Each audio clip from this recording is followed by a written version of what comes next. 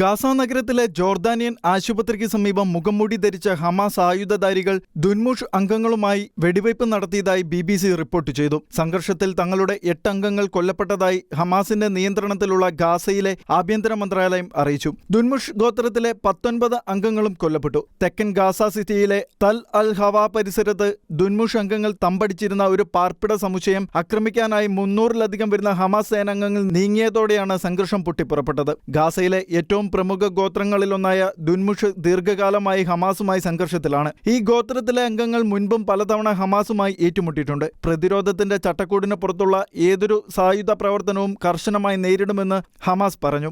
Israeli ആക്രമണത്തിൽ അൽ-സബ്ര പരിസരത്തെ വീടുകൾ തകർന്നതിനെ തുടർന്നാണ് ദുൻമുഷ് ഗോത്രത്തിലുള്ളവർ മുൻപ് ജോർദാനിയൻ ആശുപത്രിയായി പ്രവർത്തിച്ചിരുന്ന ഒരു കെട്ടിടത്തിലേക്ക് താമസം മാറ്റിയത്. അവിടെ ഹമാസിന് ഒരു പുതിയ താവളം സ്ഥാപിക്കുന്നതിനായി തങ്ങളെ കെട്ടിടത്തിൽ നിന്ന് ഒഴിപ്പിക്കാൻ ശ്രമിച്ചതാണ് സംഘർഷത്തിലേക്ക് എത്തിച്ചതെന്ന് ദുൻമുഷ് നേതാവ് പറഞ്ഞു. ഇസ്രായേൽ സൈന്യം ഒഴിഞ്ഞുപോയതോടെ ഗാസയിലെ പ്രദേശങ്ങളിൽ നിയന്ത്രണം വീണ്ടെടുക്കുന്നതിനുള്ള ശ്രമത്തിലാണ് ഹമാസ്. അതിന്റെ ഭാഗമായി തങ്ങൾക്കെതിരെ നിൽക്കുന്നവരെ നിഷ്കരുണം അടിച്ചമർത്തുന്നതും പതിവാകുന്നു.